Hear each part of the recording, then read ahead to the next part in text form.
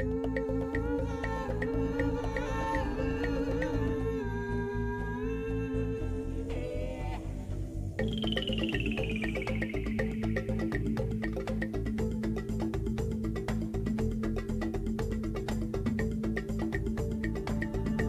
this gathering near a private lakefront in eastern North Carolina, a group of contemporary Americans assemble into a tribe. As night falls, a lone drummer calls the others to join in a ritual ceremony, one that has roots deep in human history. Though this ceremony has sacred qualities, it isn't really part of an organized religious group, but an informal gathering. When the ceremony ends, drummers say they feel better, renewed, more joyful. It's hard to explain it. I just feel better, even though I'm still in pain. I'm more relaxed about the pain. Far to the north, in a pain clinic at Hershey Medical Center in Pennsylvania, a different group of people form a circle for an experiment in hypnosis. The members of this group hope that a combination of meditation techniques, hypnosis, and group support will help relieve a variety of painful physical symptoms.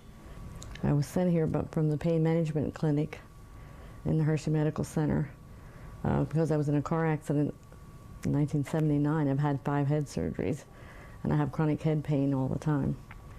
So I was having very little sleep. The pain is that bad that I couldn't sleep.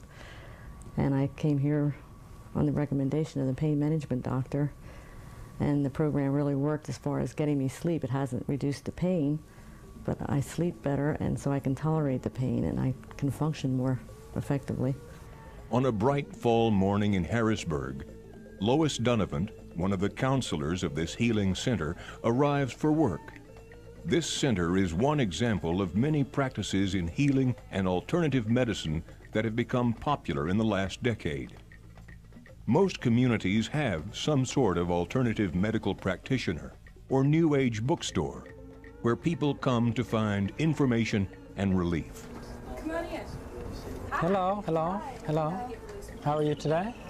The people who come to this sacred arts bookstore embrace a variety of healing methods that are alternatives to standard Western medical practice, from aromatherapy, herbs and crystals, to massage, counseling, touch, prayer, or other treatments not usually a part of standard Western medical custom. All are intended to alleviate human suffering.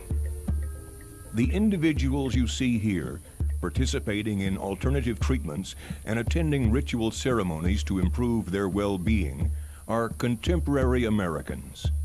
Teachers, contractors, mechanics, business leaders, engineers, maybe even your neighbors. A variety of people from a variety of backgrounds and religious beliefs. Some of the people here are trying alternatives because of disappointments with Western medicine. Some try alternatives because of the recommendations of friends. Some may explore the alternative simply because they can.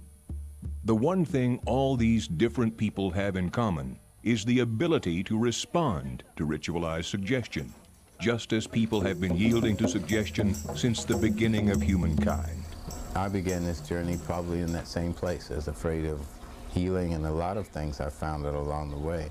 But as you open yourself to the idea that healing is available to you personally in your life, you will find that healing manifests itself in your life. Well, I believe in the body, mind, and spirit, and I think there was some healing done, some release somewhere.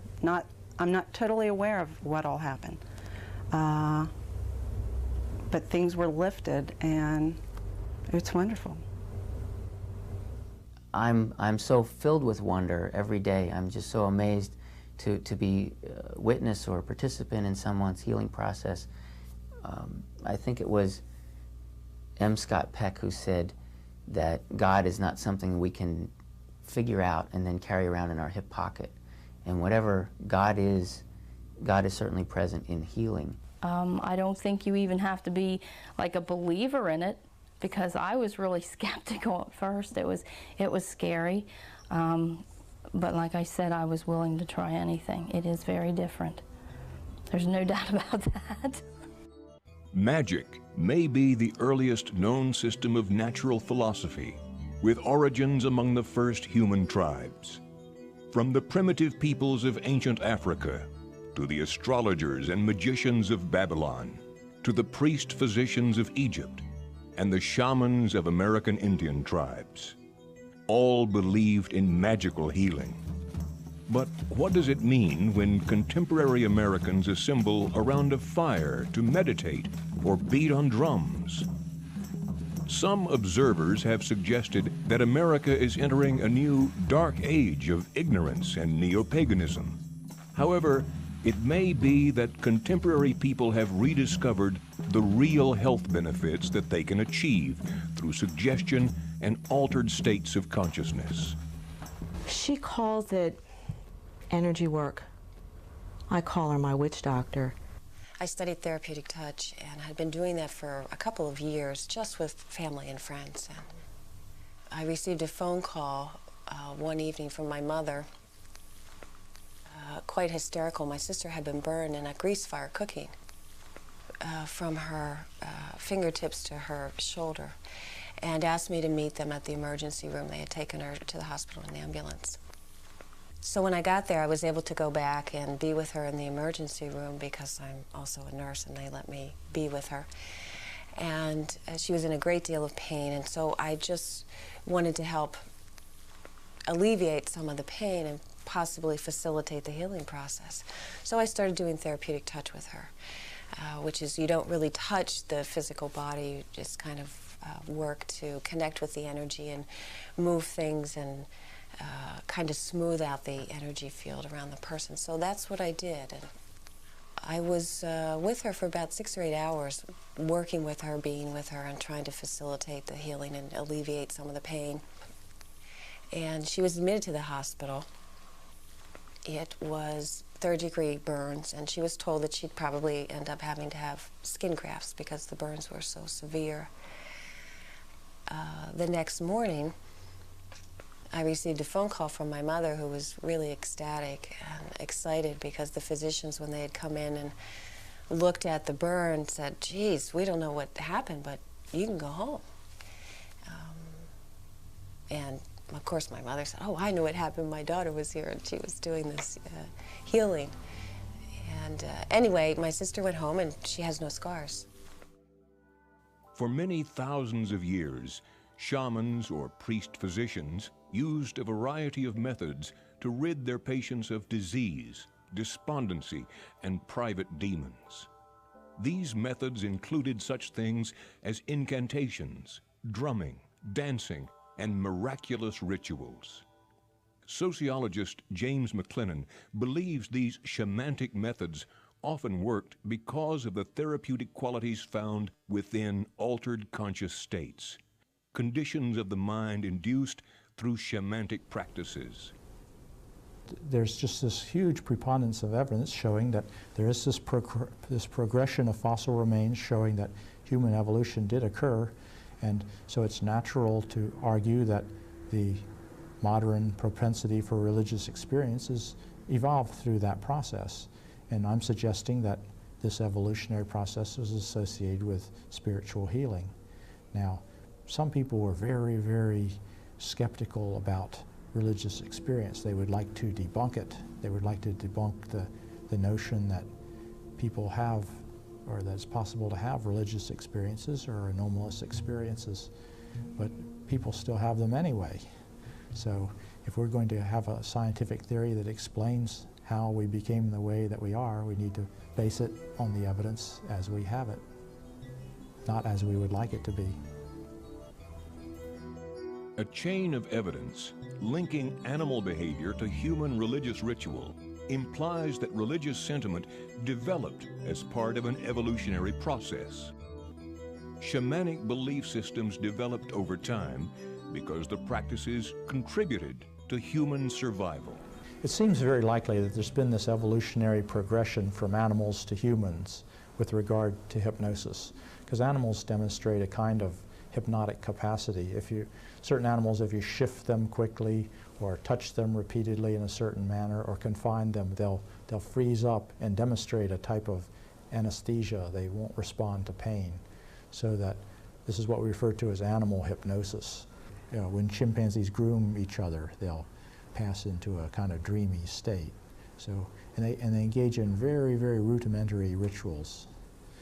So it's easy to speculate that animal hypnosis, through an evolutionary process, led to human hypnosis.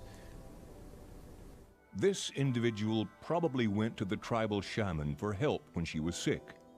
The rituals the shaman used to help her may have included rhythmic drumming, chanting, or dancing. Shamans also used meditation and prayer. Any of these rituals could create an altered state of consciousness, which we know today is characterized by particular brainwave patterns.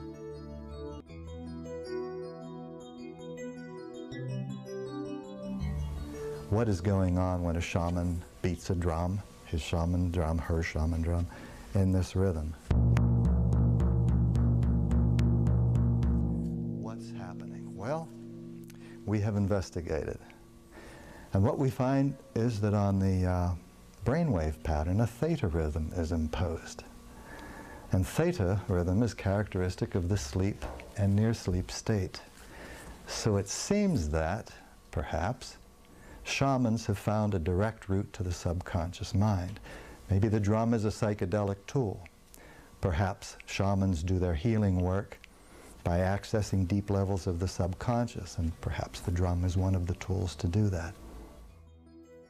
Most theories regarding the origin of religion assume that spiritual beliefs evolved from human loss, confusion, or false logic.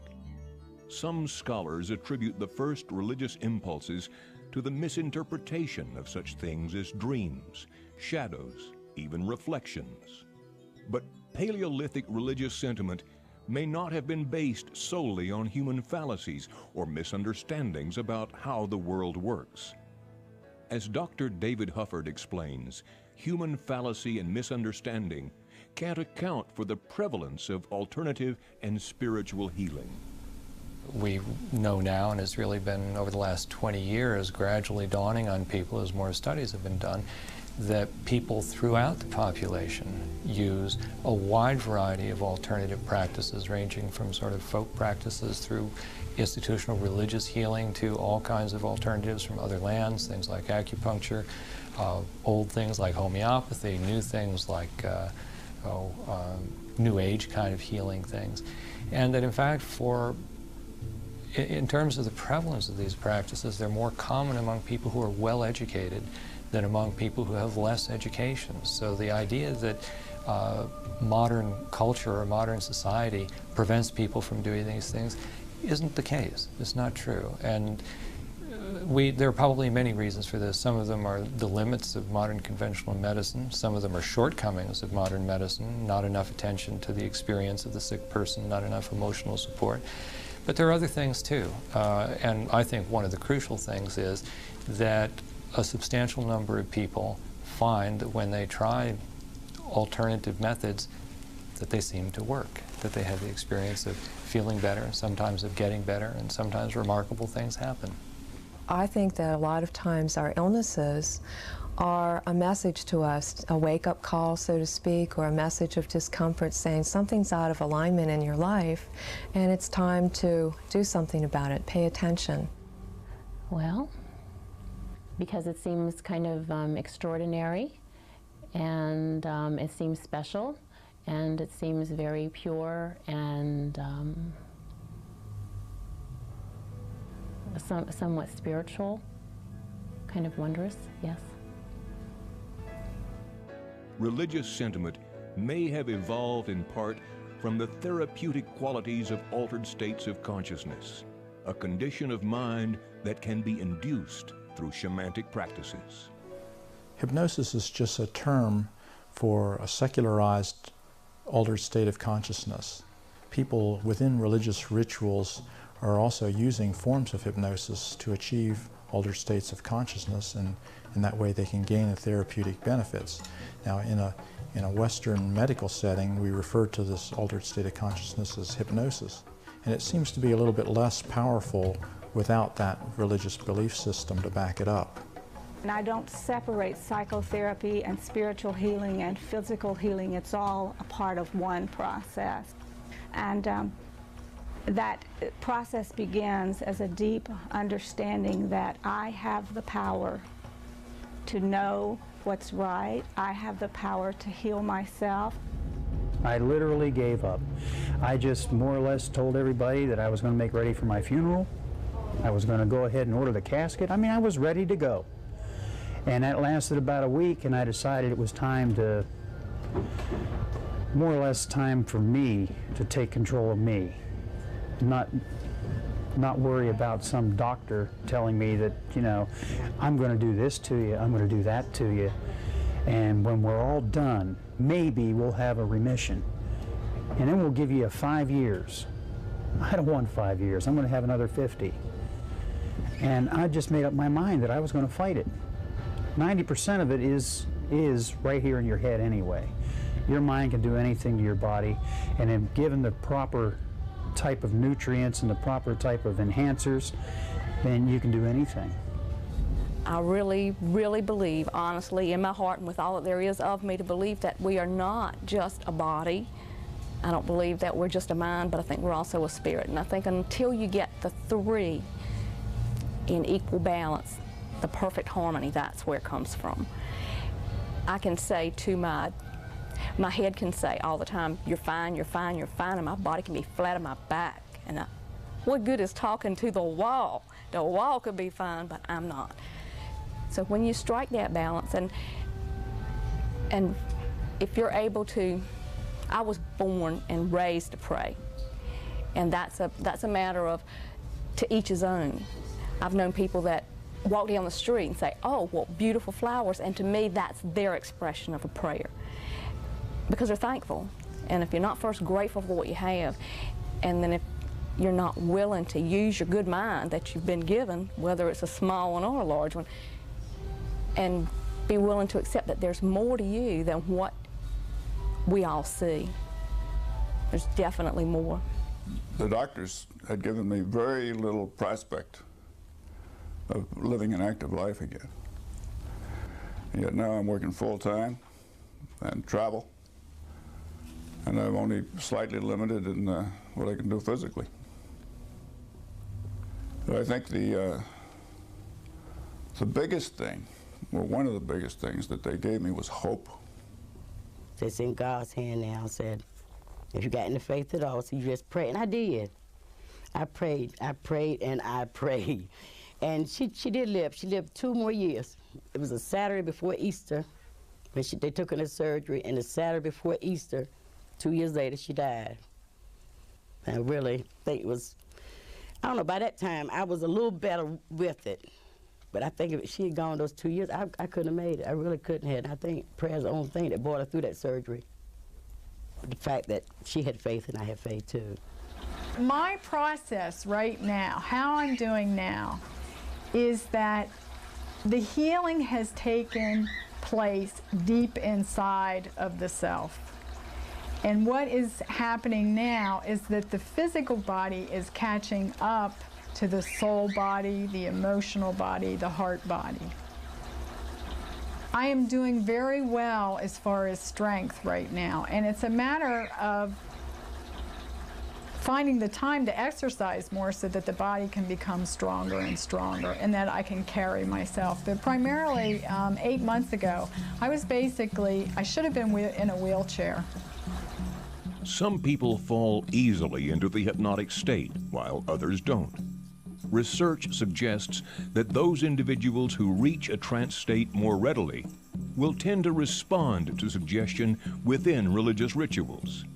These individuals will often achieve greater therapeutic benefits from the ritual than individuals who have more difficulty achieving a hypnotic state. There would be a tendency for people who were more hypnotizable to survive, while those who were less hypnotizable would have a less probability of survival.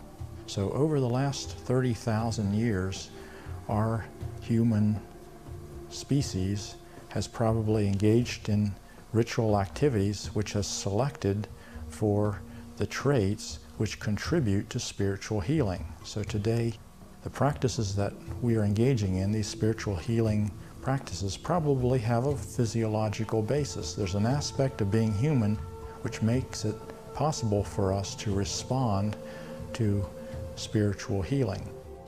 Physicians have used hypnosis to reduce surgical blood loss and post-surgical pain, and for the treatment of hemophiliacs. If we turn to folklore literature, we can find many accounts suggesting that ritual practices aid in controlling hemorrhage. A person thought to be a blood stopper recites a magical verse which resolves a wide variety of problems, from minor cuts to postpartum hemorrhage. And he fell and had a big gash in his knee. So they were trying to bandage it up. They thought that they could just cover it up and it'll stop bleeding, but it wasn't. So at that time, my cousin was real scared that he would need to go to the hospital. So she told me to go get her Bible. She said, Sugar, she always called me Sugar. She said, Sugar, go into the front bedroom and get my Bible. So I said, okay, grandmother. So I walked into the bedroom, I got her Bible. And at the time, she, it was hard for her to read. So she told me to turn to Ecclesiastes 16:6. And so at the time, she just started saying, Jesus, Jesus, Jesus, while I was opening the Bible to the passage. So at that time, she stuck out her hand. She didn't touch his knee, but as she was at the point where the knee was at. And then she began to read the passage, and she said, And when I passed by thee, and saw thee polluted in thine own blood, I was said unto thee, when thou wast in thy blood, live. Yea, I said unto thee, when thou wast in thy blood, live. And she continuously said that, and she said it, and she said that verse repeatedly until the blood had stopped. The ability to achieve altered states of consciousness through shamanic ritual not only assisted human survival, but ensured growth of human populations by affecting childbirth. Shamanic, hypnotic rituals appear to have been valuable for reducing problems associated with labor and delivery. Recent research shows that hypnotically prepared births entailed shorter labors, less medication, and healthier babies. There are practical similarities between hypnosis and the Lamaze method for childbirth, indicating that hypnotherapy is useful for reducing trauma of labor. Other methods used by healers have also been useful in assisting childbirth. These alternatives include therapeutic touch, massage, and energy work, where the healer manipulates energy fields surrounding the body. I became pregnant for the third time, and I had had problems. I had had 2 previous miscarriages, and I was having the same problems with this one. And when I came in to Sherry for a back appointment, I told her what was happening, and she said she could help me. And I said, well, what do you mean you can help me? And she said, well, she says, I think that I can help you hold the pregnancy. And she came in quite distressed. And I asked her what was going on, what was happening, and she seemed really upset. And she said, I am really upset. I'm pregnant. And I found that kind of curious because she had been wanting to be pregnant for years and had had several miscarriages. And so I said to her, I thought that was a good thing. I thought you'd be happy about that. And she said, well, I was really happy, but the same thing's happening. I'm bleeding, I'm having cramping, I've been to the doctor, and I'm probably going to lose the baby, and I'm so upset that I'm going through this again.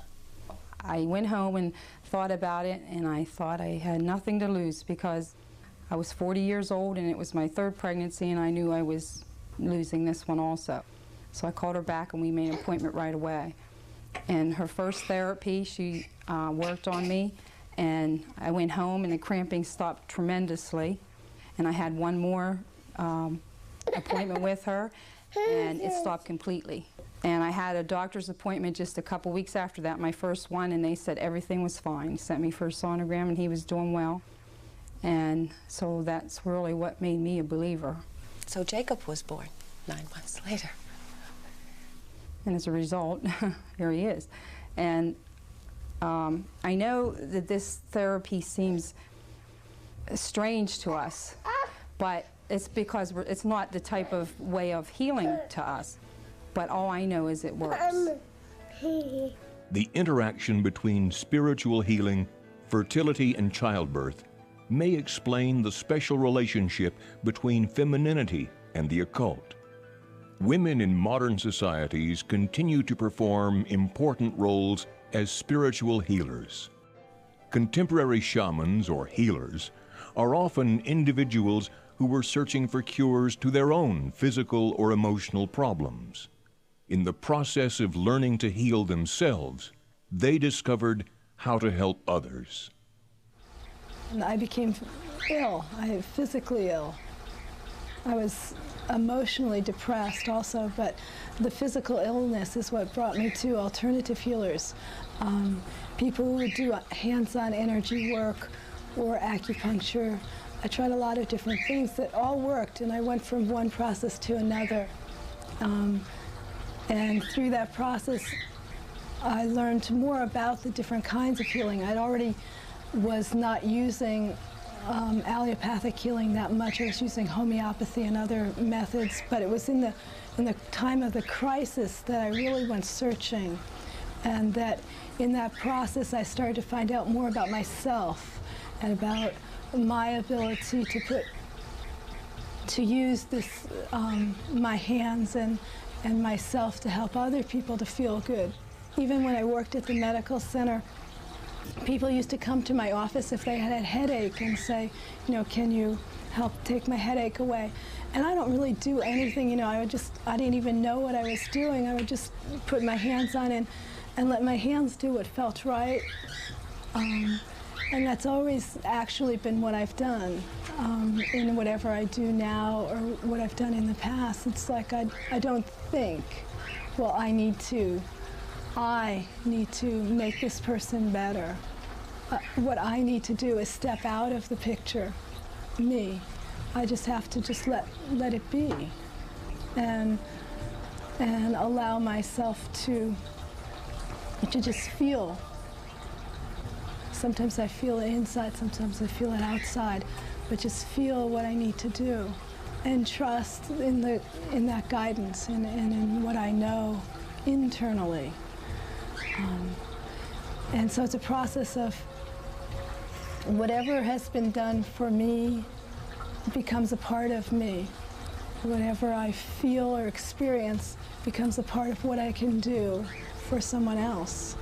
And then what I do for them becomes a part of them. So what I see is that all of us have the ability to heal on some level. Maybe everybody won't have a sign out and people coming to them, but we all can say something that's healing to someone or put our hand on someone and have that transfer of our compassion to them. And it's healing. I mean, I think that's part of the human condition.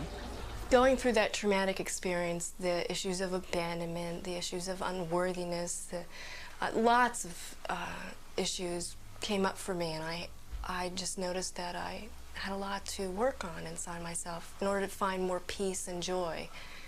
And so I started that self-discovery process. Personally, I'm very kinesthetic, so body work was one of my first choices because I do live in my body a lot, and a lot of my emotions were stored in my body, and it was important for me to get in touch with them and learn how to release them. That really caused me to start searching more and more about what's happening here, what's this about, particularly because I have a very analytical mind also. I was a critical care nurse for 22 years, and so I really wanted to understand what's this about, what's happening here. And that led me to start investigating and really led me deeply into my journey in becoming a healer.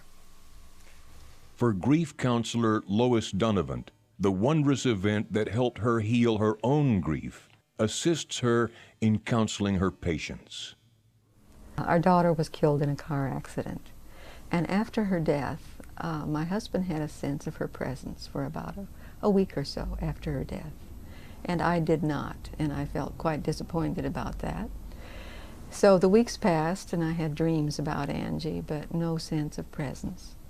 And then one day, 3 months after her death, I was in the house alone, and I was looking out the back kitchen window and doing something in the sink, probably washing dishes, I don't remember. And I heard the front door close, and I turned around to look at the front door in the living room, which I could see from the kitchen spot, and I saw my daughter walking in the front door. And it was a startling sight because I saw her as if she were alive. She was in full color. She had her Burger King uniform on, which was red and gold at that time. And she came through the living room, turned at the hallway, and walked down the hall. Well, I was leaning on the kitchen sink, hanging on to it, because I really thought I had lost it. I thought I was crazed with grief and that I was imagining things. I was going crazy. So at the time, it was not a good experience. In retrospect, it was an enormous experience, because as I grew in consciousness and understanding of what people go through in grief and what kind of experiences they have, I realized that I had been given a priceless gift. What came with that was a sense of loss, that I hadn't experienced it to the fullest when it happened because of my bias, which a lot of people in our culture have, that if you can't see it, taste it, touch it, feel it with your 5 senses, it doesn't exist. Really just in the last 20 or 25 years, people have started to be aware that bereaved people very often as a normal part of grief, not as a symptom of some kind of neurotic problem, have an experience of, from their point of view, being visited by their deceased loved one.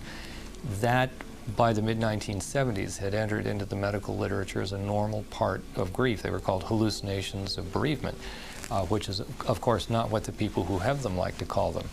But the thing that was, one of the things that took it out of the domain of pathology was the observation that people who had those experiences, typically, they helped them resolve their grief sometimes right on the spot. And I've talked to people for whom that was the case, people who were terribly distressed, who were having difficulty sleeping, were all of the things that go with severe grief, who had such a visit, such an experience, and they were fixed. They got right up, and they were no longer, it wasn't that they were no longer sad or didn't miss the person, but the grief resolved, and they were no longer incapacitated. I don't think we know how common those experiences are, because people by and large are afraid to talk about them. But there's every indication that they're very common, and I've interviewed lots of people who've had those experiences, and that's a kind of healing too. The morning of August the 8th, I had another incredible experience that was wondrously healing. And what that was is I was lying on the couch. I'd waked early, and I wasn't ready to get up yet, and so I went to lie on the couch in the living room. And while I was lying there, I heard footsteps in the hall, and I thought, well, my husband must be up early. And I heard a voice that called my name. And I thought, oh, it must be him. And then I realized, no, that it was a woman's voice. And a moment later, I saw a woman's hands and arms come around the front of my face. And it was like she was lifting something up over my head. And I turned, and there was Angie. And I was just like, wow. And I said, I've just missed you so much.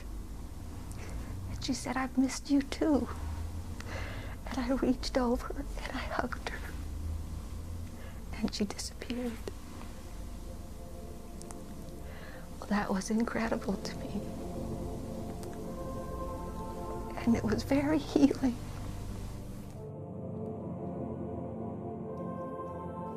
Early shamanic treatments may have opened the process that shaped human biological development, affecting the percentage of humans with the capacity for hypnotic and religious experience. The process contributed to the belief that exterior, unseen forces could affect people's physical well-being. Although science has superseded magic in the medical arts, wondrous healing, or alternative healing, remains a potent alternative force, one that is increasingly accepted by traditional Western medicine. There has been this traditional perception that the people who explore alternative medical care are the uneducated, the old, the downtrodden, the funky, and all sorts of other marginal groups. The truth of the matter is that most alternative care is rendered to highly educated, middle to upper middle class people in this country. And I think it's a matter of, first, us in the medical profession learning that there is spiritual healing, learning it through our patients by listening to our patients. The kinds of questions we need to ask are not on the usual history forums. We ask great details about the sex life, but it's not routine to ask questions about a person's spiritual pathway. We have so given ourselves over to cure and have misunderstood what care is, that there is a, there has developed, I think, this sense that only high tech is what really helps people. The truth of the matter is, the average person on the street several years ago became disenchanted with high-tech medicine, and there has very quietly, simultaneously developed this underground culture.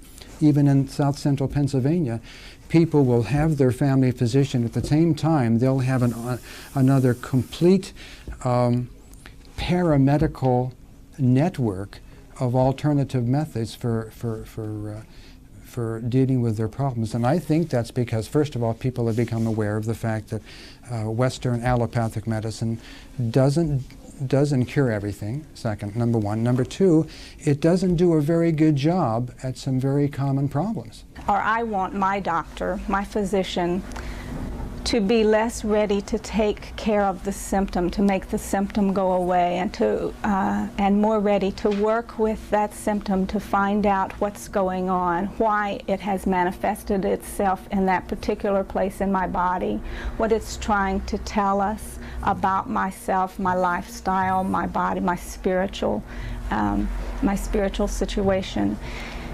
There are times when the symptom needs to be cared for, but I think too often physicians have moved too quickly to silence the symptoms before they teach us what they have to teach us about ourselves and our own spiritual needs. There are a lot of other problems that have to do with living that, that high-tech medicine simply either doesn't address or doesn't address very well. So knowing that, there is no question in my mind that people simultaneously find ways to get their needs met. The problem is they don't tell their physician that. So the physician has the assumption that he or she has the only show in town. The truth of the matter is we don't have the only show in town. I think there are many aspects of alternative medicine that can be, or that at least theoretically could be integrated into conventional medicine. There are some that are unlikely to be, even though it's theoretically possible. And there are some that probably can't be and perhaps shouldn't be. I think it's very important not to let the ability to integrate into conventional medicine to be the #1 determination of whether something is considered to be potentially useful. I would take AA, Alcoholics Anonymous, as an example of what is clearly an alternative, a spiritually based alternative healing system for addictive diseases. And over the years, gradually, medicine has come to realize that this is a very highly effective treatment, and perhaps the most effective one that exists at this point. And yet, when people try to integrate it into the conventional delivery system, sometimes the results are really unfortunate. To try to make that part of an inpatient program, for example, where you have a limited amount of time in terms of insurance coverage and so forth, you have to move people through the program. Well, you can't very well say, here's how long you've got to get through the 12 steps in a 12-step program. It just doesn't work. It works much better out in the community. At least that's my opinion and that of some others. It works great out in the community. There's no reason that you can't have your physician working with you on the problem of alcoholism and also be a member of AA. But to make it something that is prescribed or covered by insurance or done in-house, problematic. The consumer is beginning to register a vote of no confidence in the system as we have it. And that's unfortunate, because we have worked extraordinarily hard to bring, for example, our society the finest medicine available in the world today. And yet at the time when we've worked so hard, there has never been a time when society has been as discontent. So we are in a, as Shakespeare would say, a winter of discontent here. And I think that discontent needs to be taken seriously. And I think it's a call, a plea for modifying our philosophy, not throw the baby out with the bathwater, but modifying our philosophy to take into account that we're not meeting all the needs of the people, and that we need to rethink things that we tended to discard, say, 100 years ago. Well, we know that there's many other processes going on besides hypnosis related to illness. There's whole physiological explanations, and the medical practice deals with these types of problems. So the psychological component to illness is just one component. There's many other components besides that.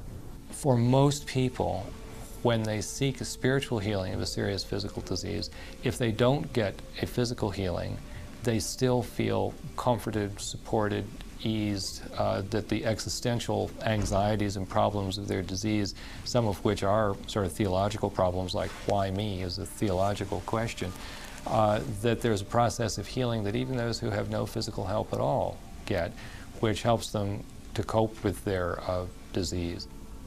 May I tell you a story about a patient named Joanne, it's her real name, came to me as a young woman. I delivered her 2 children.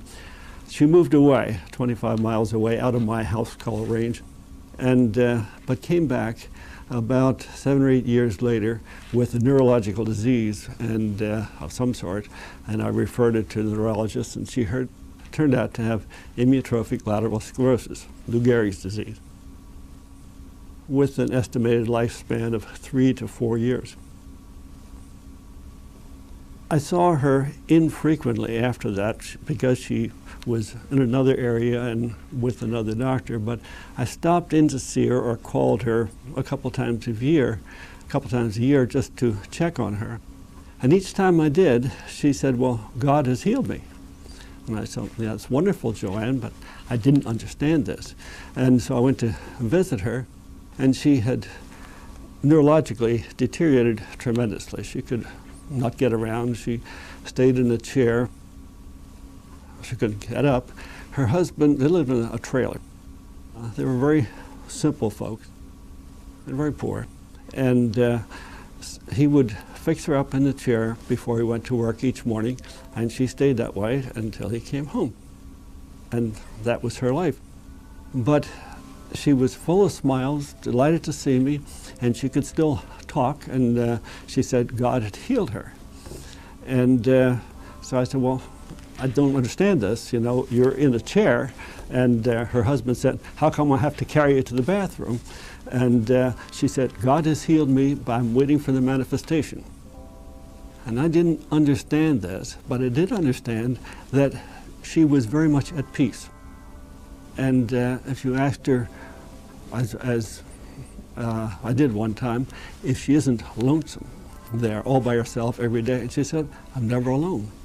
And she was so aware of the presence of God that she was just at peace. That went on not the usual 3 or 4 years, but some 16 years later, she was still living, and every time I would go, or anyone would go, still full of smiles. when she could no longer talk and could hardly swallow, she was still a very happy woman who was at peace.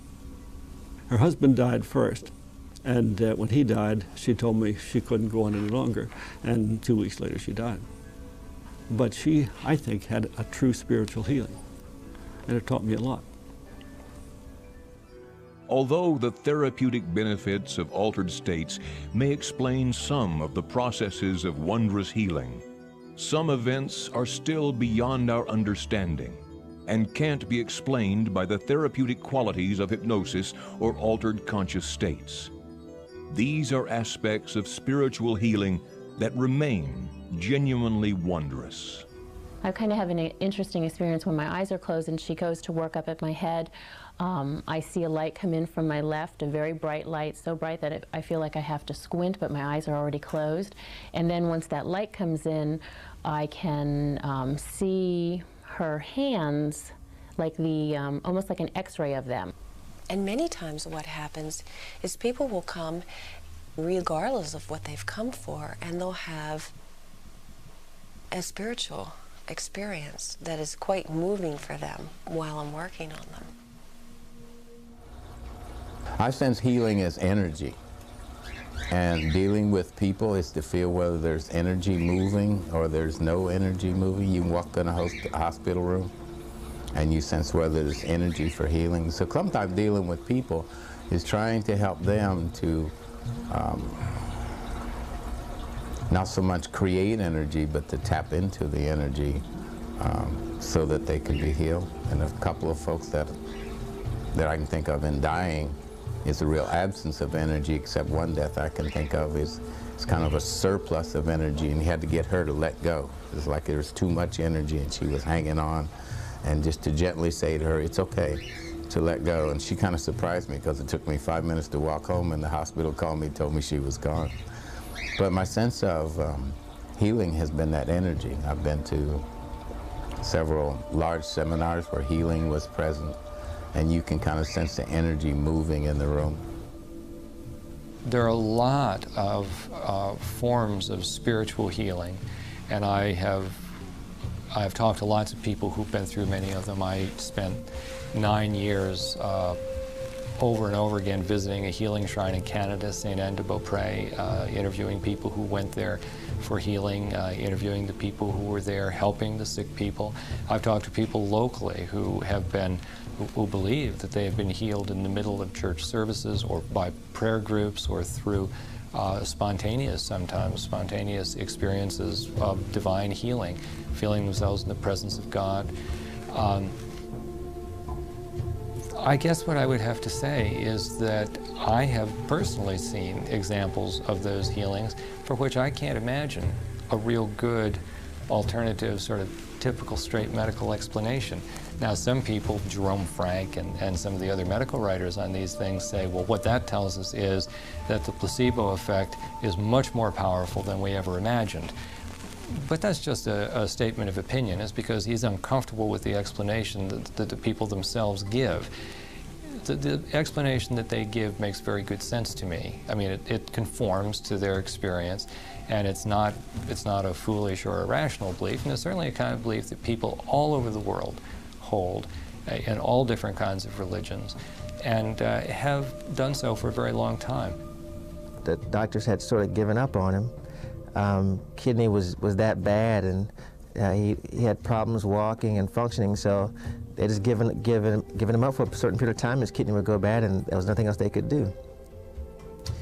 Pastor prayed for him. Something evidently came over him, because next thing we know, his legs buckled, and he just kind of went slowly to the floor. And I think his mother or father helped. We kind of helped him up. The people that were on the altar helping, the pastor, intercessors they helped him up. And a report came back maybe a couple of days afterwards. No, I think it was at another service. He came back and testified, or his mother testified. Do you know that the doctors told me that my son's kidney looked like it was a brand new kidney, and they have no explanation of what happened. It's like there was no malfunction, there was no damage. It's as strong as it should be for his age, and it's been probably a good year now, and he's functioning fine. The decision to incorporate alternatives into a healthcare regimen requires careful consideration. There are charlatans who would take advantage of patients at a time when they are most vulnerable. Is this something that's honest? Because there are quacks, there are people who are out there to make a quick buck from sick people. You need to be concerned for that. Then you need to be concerned with, will doing this interfere with something that my physician is doing for me that seems to be giving me some benefit? Is there a conflict or a clash that's going to develop? If not, then the next one that you have to be concerned with is, will this practice is it practical, feasible, and comfortable for me? There are some alternative practices that put an enormous burden on the person who wants to be healed. While there are benefits in the ability to achieve a hypnotic state, there are dangers as well. The same trance state that can induce healing can also provoke illness. People who are highly hypnotizable are at a disadvantage, particularly if they're in a situation where they're being programmed with negative suggestions. Then it creates psychological and psychosomatic problems for them. I think licensing of healers is an idea whose time has come. We have license of massage therapists, which is a very new idea. In the past 100 years, we've seen licensing of various kinds of mental health professionals. But there is, at present, no licensing for healers. Perhaps this is because healing is not understood at large, and there needs to be more understanding, more exploration, both scientific and otherwise. The laws regulating the practice of medicine are very broad, and someone could conceivably make the case that a healer is practicing medicine. I don't believe that a healer does practice medicine. I think what they're doing is completely separate. But we have to look at what the law says. And the law defines the practice of medicine as encompassing diagnosis and treatment. When a healer can see things in the energy field, is the healer diagnosing? When the healer is laying on hands, is a healer treating a person? Well, the first thing I would say, I would not go to anybody just because they had the sign or shingle out on the door.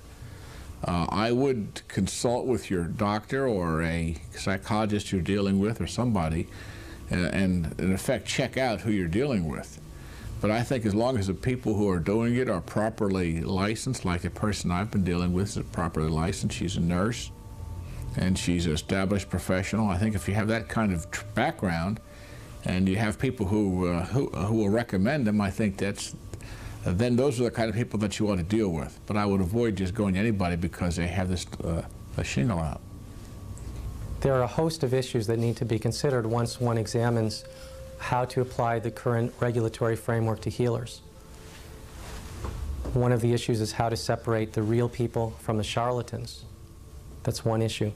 Another issue is to look at the many contributions that healers can make to the field of bioethics, which deals with decisions at the boundaries of life and death. For example, what about a patient who's dying?